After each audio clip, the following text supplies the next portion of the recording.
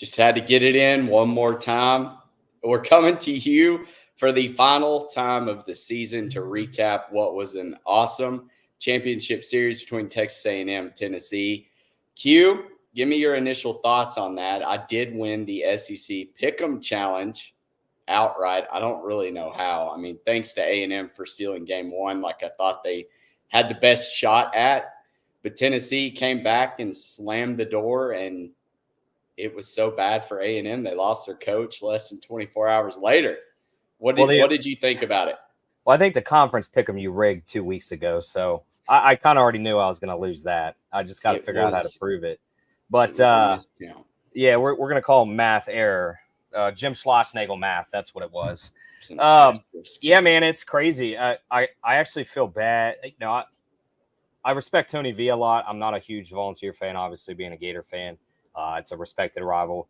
But you feel bad for Tennessee. Like, they didn't even get 24 hours in the spotlight, and that kind of sucks, right? You know, you work so hard, you win 60 games, win a national title, and then the guy you beat takes over the college baseball world and then some.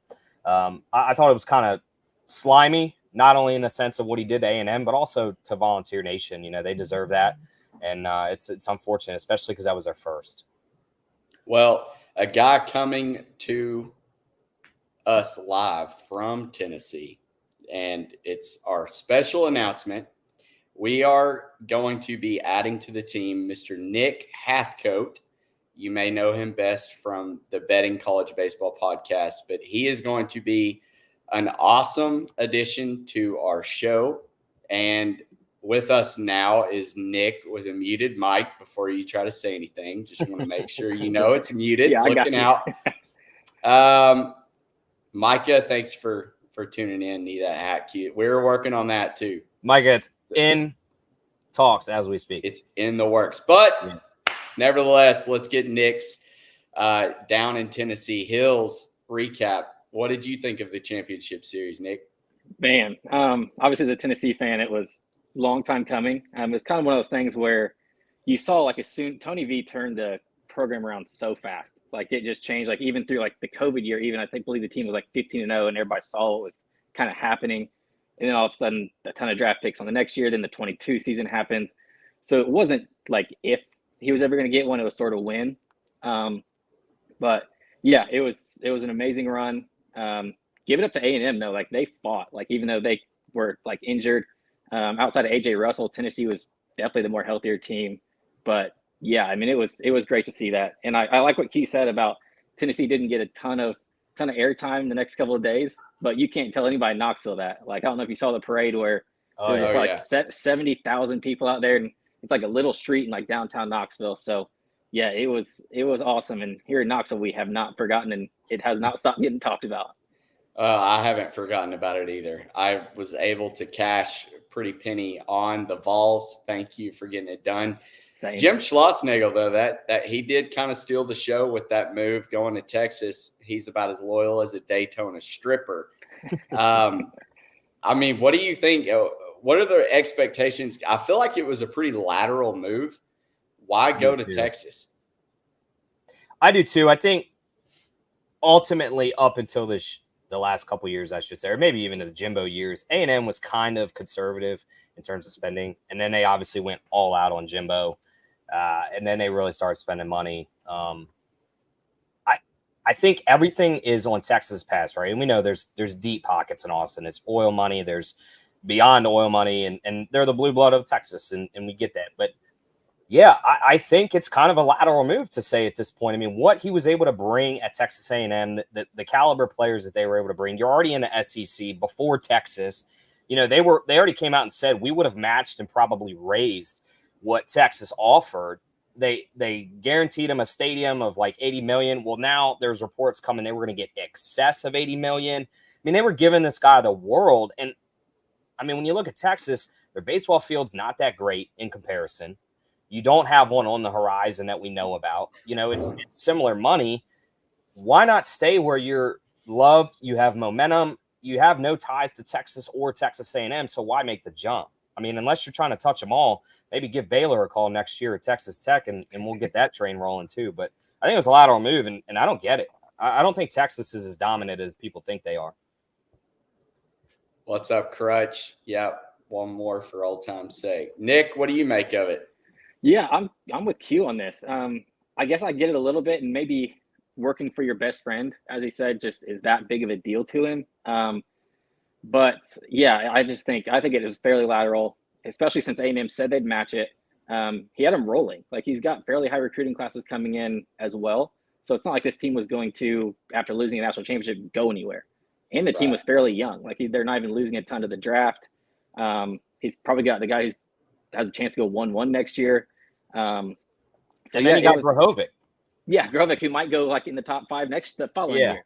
So yeah, I was confused, especially the way it went down. And yeah, I think the whole college baseball world kind of thought the same thing, and that's sort of why it's not like he jumped from like some like mid-major right after being in a national championship to Texas. Like, he went from Texas A&M, who has money, to Texas, who has money. So yeah, a little bit of lateral move. Not gonna lie, I think it was good for college baseball though. Like, look, because we're talking about it, and I even saw like JJ Watt yesterday tweeted, and he said, my whole Twitter timeline is filled up with nothing but Texas A&M Texas talk. And so I think it's good for the sport, even if it is slimy a little bit. But yeah, I think it's a fairly lateral move, like Hugh said. So I think he's going to be the villain. Oh yeah, well, he's the new villain of college baseball. There's no way out of it. They're in the SEC, so now you're guaranteed a matchup. I think it was Tony V there for a while. People just didn't like him, and I know there's still, Greg McElroy had that terrible take of how I don't understand that. He's kind of really, extremely disingenuous as well, because he threw some ice up in the air and jumped in the crowd. Let the kids play, as they say. We'll bring up Tony V one more time, and you mentioned Nick because I think it's pretty huge in this that people maybe are not giving credit for. He says he wants to play under his best friend. Well, his own best friend, and it's confirmed through sources at A&M, wasn't even your first option. Tony V was. So your best friend didn't even want you from the start. You're a second option. So what does that kind of tell you? And I get like there's politics involved and things like that, but you can't, in my opinion, you can't say, well, it was mutual. He wanted me and I wanted him. No, he didn't. He wanted Tony Vitello, and Tony turned it down. So again, maybe is it really that worth it now? How many players do you think he's going to end up getting? Because I'm almost of the opinion, if I'm a player and I just saw like how easy it was for him to jump ship, I don't kind of judging his character a little bit. I don't know if I'd want to continue to play for him. Especially if you're a parent of a player. Like, you're taking that in-home visit. And that's my first question is, tell me why you're not going to leave next year, and tell me why you haven't been loyal to not only TCU, but now A&M, especially on record. Like, you made it sound worse. And then to follow that up, you better have a lot of NIL money, because I think that's the only way players may kind of look past this to play for him as well. He's going to pay me $500,000. Nobody else is, because from a moral standpoint, there's pro players that are coming out and were like, my kids would never even entertain a conversation with this guy. Yeah, I think I would put it on if the players follow him, and I think a few will. I think that's just because I'm sure stuff has already been promised kind of behind the scenes. But I think it could be for the assistant coaches, if anything. Like, you look how respected like Michael Early as a hitting coach with what he did with Arizona State and immediately with A&M. Nolan Cain, I think it was, I can't remember who. There's an A&M player, I think Hayden Schott, tweeted out, and he was like, "Please hire Michael Early." Yeah, all of them, or Nolan Cain. Yeah, so I think it's one of those. If players do follow, it probably is more for the assistant, like hitting coach, and everybody loves a pitching coach too. His kind of name's like out of my mind for a second, but Max Weiner. Max Weiner, that's right. Can't believe I didn't remember that. Don't church it up, Q. It's Weiner. But yeah, I think it might be for those guys, because those guys matter a ton. Like, especially the big SEC schools, like those guys are so talented and know what they're talking about. And you go to and like Schlossnagle and kind of Tony V is a little bit more hands-on, but you look at like kind of Schloss and those big school guys that are more like CEOs, like than they are like actual on-field doing like the day-to-day kind of drills and everything. I think it would be for those guys would be the reason that they follow. It's a tough train to follow. Yeah, it is. So who's your preseason top team right now going into it. I know there's still a lot. We've got the draft, which is going to take away from a lot of the top recruiting teams. You've got the transfer portal. Shout out to 64 Analytics if you're not following them. He does an awesome job keeping up with all of the transfers, so you don't have to. You got a team you're thinking about, Q? Bill Chambers says not Florida. No, I think I will say this. I think Florida will be top 10. I think with the class they have coming in, the experience they have, I think they'll get automatic respect. But, I thought it before all this happened, I thought it was going to be A&M, and it wasn't anything to Tennessee. Tennessee was losing a lot of talent. A&M was bringing back a lot of talent. Now, I think we really got to see this play out. We got to see if the Bill, it's all good. We'll be back in Omaha. Don't worry. I think you got to see where Jace, even if they're 12-48, they're going to be back in Omaha. Caden Kent, I'm hearing a lot of Jace and Caden Kent to LSU. Obviously, Jace was an LSU commit prior to Nolan dragging him over. Gavin's going to get a lot of attention. I don't know.